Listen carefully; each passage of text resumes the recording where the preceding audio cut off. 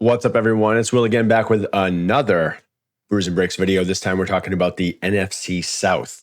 You got three teams that can make a legitimate playoff push, one that's completely fell off the cliff, and yes, another quarterback mess in the bayou. So grab your drink and let's dive into the NFC South predictions. Stick around too, because we have some card buys that could make you a lot of money later on.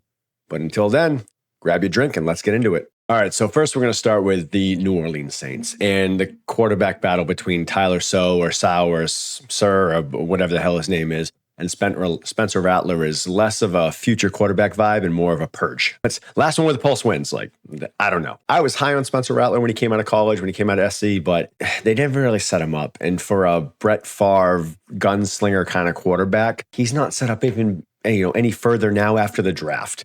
So at this point, whoever has a pulse wins, and let's see what happens. I think they're kind of in line for another first-round pick, top three maybe, battling the Browns and the Titans, which is even more interesting because Arch Manning's probably coming out, and Manning has ties to the New Orleans Saints. And they might be drafting another quarterback, and they might be in a situation just like the Browns, but who knows, right? The O-line's weak, the defense is aging, the morale, not that great. Honestly, I think they're going 1-16. I think the only win they have is the Browns. It's not good. It's not looking good for them. But there are some sneaky card plays that might have some upside depending. And I just did a whole Tony Romo thing. It's like, well, maybe they could do. F that guy. He was great when he started, but whatever. I think Spencer Rattler is a real buy low candidate. I grabbed a couple of his rookie autos from specific sets though. Like I really like Spectra. So I bought one of those, and even if he becomes a middling quarterback, like somewhere in the 15 to 20 range, if he starts and if he produces, could have some upside, nothing crazy. Alvin Kamara, still a buy low. He's still got a spark, but he's getting old. He has no help. Maybe has some upside. I'm really just grasping at straws here. Chris Olave is the only bright spot really on the team. And then Rashid, if you really want to find some crazy sleeper, good fantasy sleeper player, but might be able to get a $3 card and flip it for 15 to 20, depending on if you can grab some touchdowns early. Overall, the 1-16 Saints are trash, bottom three team in the league. Good luck with that. All right, so now we're going to jump into the Falcons. Let's be honest. Kirk Cousins is going to be the most expensive backup quarterback in all of football history. My guess, midseason, he gets traded to the Browns because they're such a freaking disaster and he's got to go somewhere. Can't remember off the top of my head if he has no trade clause or not, but maybe they'll take his contract. Who knows? I think they're probably the most balanced offense in the NFC. Bijan, in my opinion, top three running back, and I think he's underappreciated outside of fantasy football. His cards are definitely a little low for his position in the overall landscape of the NFL and how he's used in his position. But that's me, right? Michael Penix, he's going to get the starting quarterback position. He's a dynamic player, and if he can stay healthy, the Falcons look really good. He's pretty accurate, got a cannon of an arm. For a guy with ACL injuries up the wazoo, he's very mobile considering. He's got some really good IQ. I mean, he's a 5-year starter, right? So I think when you pair him with somebody like Drake London, who is a legitimate one wide receiver, and then you also have Darnell Mooney, who was just a machine last year as a wide receiver too. They have a really, really interesting offense. Kyle Pitts is still there. Let's see if they can actually utilize him the way he's supposed to be utilized, but who knows? He's somebody else that might end up getting traded. I know he's got ties to the Patriots. He's had for 2 years now. Don't say I want him as a Pats fan, but who knows? But Darnell Mooney could easily rack up 600, 700 yards, especially in the slot if the defenses are keying up on Bijan and London, play action passes. I mean, really interesting stuff. And they're also going to have a really strong defense this year. So pretty compelling plays with the Atlanta Falcons. Card plays wise, I actually bought a couple Darnell Mooney Silver Prism rookie cards because they were dirt cheap. And who knows, maybe I can flip them for 20, 30% over, what I paid for them. It's fine.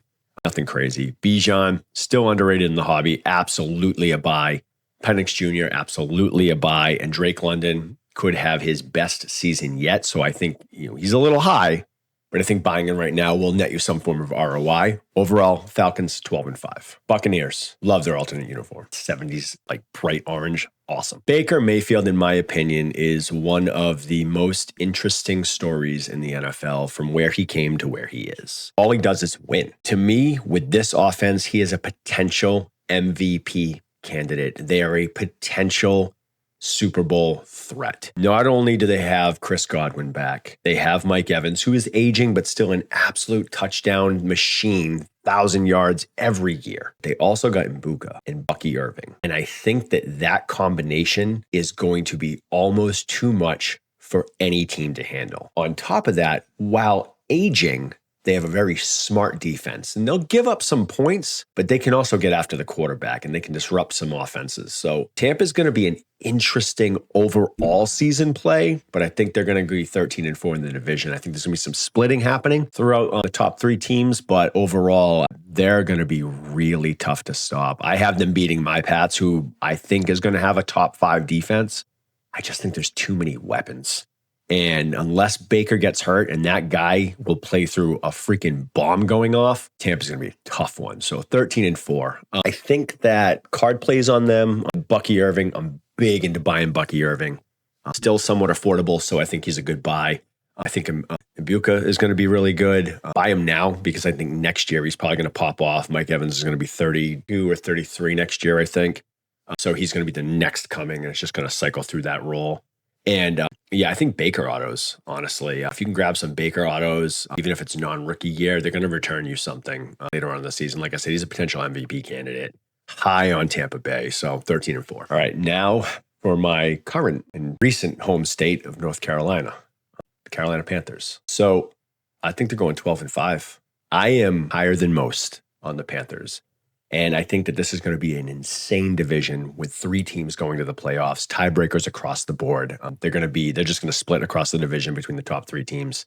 I think they're all going to shit on the Saints, but is what it is. Bryce Young turns the corner. Best season ever, as far as I'm concerned. Pocket awareness went up at the end of last season. Better accuracy, better decision-making, better movement. He is the catalyst. Now, if he gets hurt, we're talking about a completely different situation. But it's not like they didn't add weapons, right? They added Ted McMillan, 6'4", 6'5", huge receiver with a massive high point catch radius. And they paired him with Xavier Legette, who, he had some faults last year, but first of all, one of the funniest dudes in the NFL when you hear his interviews. But I think you're legitimately looking at a 1A, 1B wide receiver situation between Ted and Xavier Legette. They still have Adam Thielen, but I truthfully think that Jimmy Horn Jr. is going to knock him out for the wide receiver 3 position, and Thielen's going to be 4. Kind of a backup role, a veteran presence. Run game's decent. They still have Chuba. He's quietly puts up some serious numbers. I think they're going to be a team that's going to make a play at the trade deadline. I mean, trades aren't big in the NFL, but I think they're going to be right there. And I really think that they're going to put up some crazy numbers. Defense is fine. Low end, they're going to give up points. I think the Panthers kind of sit in that Cincinnati Bengals situation, but with a better defense now that Hendrickson's not going to be in Cincinnati. But that's what I'm guessing anyway, after, everything that's going on there. Overall card plays, though, Bryce Young, absolutely. I think this is his floor. I don't think his cards are going to go any lower. Get in now before he really has a really good season and they just soar. Xavier Legette, sneaky play, physical wide receiver. You can get his, optics wicked cheap. So why not get him, grade him, hold him, flip him. Jimmy Horn Jr., dirt cheap. I just picked up a couple of his autos. I really think he's going to be a sneaky play, and they're so high on him there that he would definitely be a buy. So, and then Ted, when you can grab his cards, he's obviously going to be somebody you should pick up too. But I think Carolina Panthers 12-5, 3 teams out of this division going to the playoffs. All right, so quick recap: we got the Bucs at 13-4, Baker Mayfield potential MVP buzz. I really believe that. Panthers 12-5. Bryce is back to his college, the way he played in college. Confident play, fast play, quick decision making. Falcons 12-5. Bijan, Penix, London, Mooney. Watch out for them. It's going to be some chaos. A lot of flying Falcons all over the place. But I think 12-5, and the Saints absolute dumpster fire at 1-16. Overall, who do you think is winning the division? If you haven't already, please like, comment, subscribe. Let me know. These videos are actually starting to pick up a little bit of steam because it's training camp time. So, who's your next hobby rocket, so to speak? Who are you buying? Who do you think is going to win this division? Do you think any of these teams actually have Super Bowl caliber teams or, even massive winning season teams? Let me know. But again, like, comment, subscribe. Until then, keep sipping and